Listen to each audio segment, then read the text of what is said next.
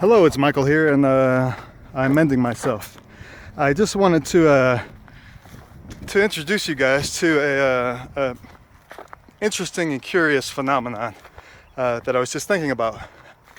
I've got a buddy of mine, and this is basically about weight loss and sustainable weight loss. So I've got a good buddy of mine, and he is a gambler, and frequently people that gamble, even if they're pool players or poker players, will make wages on weird things like running 50 miles under a certain amount of time or whatever.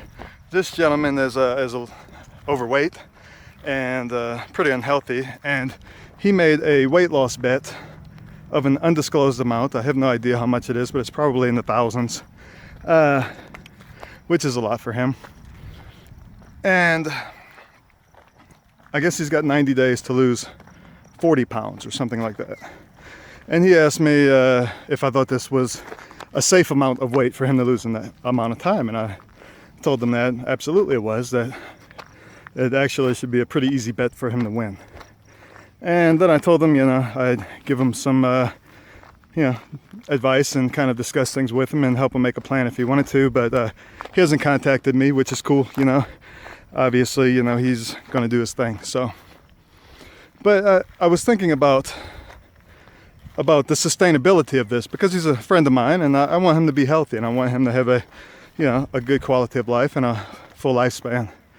And at his current rate, I don't think he's going to achieve that. And I don't think that this weight loss bet for him is going to be something that's going to increase his lifespan. And the reason I say this is because I don't think it's sustainable.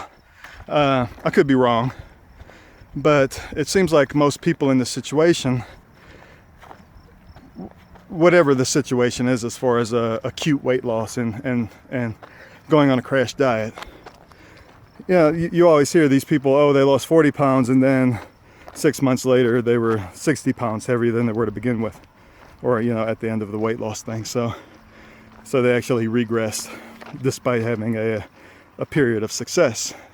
And the question is, why is this? And for my friend, it's a weird scenario, because his primary motivation is so that he does not lose money.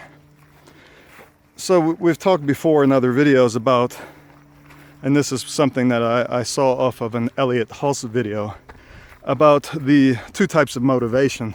One is things that you're running away from, like you're trying to get away from some type of a pain or an uncomfortable thing. And that can count for about 90% of people's motivations. And then there's the 10% of things that you're actually going towards, you're actually trying to grasp and achieve. And those 10% of goals and aspirations, those are the things that make your goal is sustainable over a longer period of time. And so for him, we can take the scenario and take the let's just say that he's wagering $2,000 to lose this money in 90 days. Lose this weight in 90 days. So basically what he's doing is, pardon me one second, he is trying to, he's in the 90% category. He is trying to not be in the position of losing this money. So his motivation every time he goes out there is his end goal is to lose 40 pounds. He wants to do it probably as quickly as he can, just to make sure that he gets it done. So he's doing it in possibly a dangerous and haphazard way. He was asking me about wearing a black sweatsuit to go out there and sweat in the 120 degree heat in Biloxi, Mississippi. And I didn't think that was a good idea, and I told him that. And he's also probably doing some crash diet, probably like some grapefruit only diet or something like that, so he's not getting the proper nourishment that his body needs as well. So he's probably stressing his kidneys and his liver and all of these other things with the atypical strain that he's putting on his body and the lack of nourishment that he's probably getting. And then also I'm gathering he's probably dehydrated and not drinking enough water. We can just assume that. So basically, his motivation for this is to not get bit by the $2,000 loss. So he's running, trying to lose this weight so that he doesn't feel the pain of having to hand somebody money. Instead of, if his primary goal was to, I'll just throw some things out there. So he's got children. He wants to see his kids graduate from high school. He wants to see his grandkids grow up. He wants to be able to go and be on mission trips and help other people. He wants to he wants to be physically fit and attractive for his wife, and just for his own ego and self when he looks in the mirror, because he knows that, you know, that's what he would prefer, but it's just very difficult to get there. You know, these types of goals or aspirations should be the primary objective, not the 90% of the pain that he's going to feel if he loses 2,000, and the embarrassment also that he puts on top of that because he's told 100 people about this bet. So even the fact that he's telling everybody that he's got this big bet and this is his goal, that's just one more chunk of the 90% of trying to get away from the pain of not having embarrassment because of all these people, you know. And then he's also would feel proud and successful and, hey, I'm strong because I did this, you know. So anyway, it's just a consideration, and I thought it was an interesting phenomenon. I wanted to share it with you. So, taking into consideration the m.e.n.d process, moving, educate, nourish, and decompress, what I feel that he is lacking is in awareness, self-awareness, and one of the best ways to get this is by educating yourself through the help of others, of coaches, and then also just spending a time doing things that you didn't do before, such as journaling.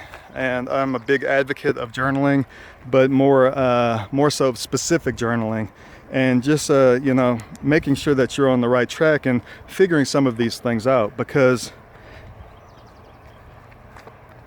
you can always learn how to be a better you, and you can't do it unless you make an effort towards it. You know, instead of putting, oops, sorry, go ahead, man. Yeah. So an analogy would be, instead of putting the black garbage bags and going out in 120-degree heat and sweating himself to death, if he took that type of motivation and energy and time and into just journaling and trying to figure some of these things out, that it would be more effective and sustainable. And that's what I'd like to see for him, you know. So how is it that he can figure out a way that not only can he go out and do this for 90 days and lose his 40 pounds, how is it that he can figure out a way to do it for 90 years, you know, and just be healthy for the rest of his life, you know. And that process is done through educating yourself about yourself and actually learning how to implement a sustainable process, which he's, you know, I'm guessing that's not part of his goal right now. His goal is to lose 40 pounds. He's stepping on a scale, and what he should be doing is filling up a notebook. You know, and this is something that he, you know, if he spent 90 days doing that, then that would change his life. You know, this is going to help him lose some weight, and then he'll probably put it right back on. The other concept is a life changer, probably. You know, and then, you know, taking into consideration nourishing himself, changing some habits with that, taking a higher awareness of anytime he puts something in his mouth, is this nourishing to me? Is this treating an emotional component right now? Am I just treating myself, or am I actually poisoning myself? And in order to be grossly unhealthy, you have to be poisoning yourself for a long time, you know, and you have to be decompressing in unhealthy ways for a long time, and you have to be not moving, you know. So he needs to turn the entire process around, not just the scale. So not trying to be hard. I'm just trying to give a very good example of what it is that that it takes to make these changes. It's not just the dog biting at your ass telling you that if you don't lose the 40 pounds, I'm going to bite your ass, you know. And the dog in this case is the wager, and you know, the fact that he sold a bunch of people. So what he needs to do is he needs to actually figure out what he's trying to get to and what his goals are in life, and you know, to just realize that that if he doesn't change all of these things, then he's going to reap negative you know, repercussions from that, you know, which is unfortunate, because it's really not necessary. He can do all of the things that he does right now. He can probably even still eat most of the same foods, just in different quantities, and really not have to make too many changes and make a huge change in his life. But you know, this is the difficulty with this life right now. Is just you know, the way I feel about it is just too easy. It's just too easy for us to do unhealthy things. So if we don't have awareness of it, the unhealthy things are just gonna fall in our lap, and we're just gonna nibble from there. So anyway, mend yourself, and I hope that this gave you something to think about. Thanks. Bye.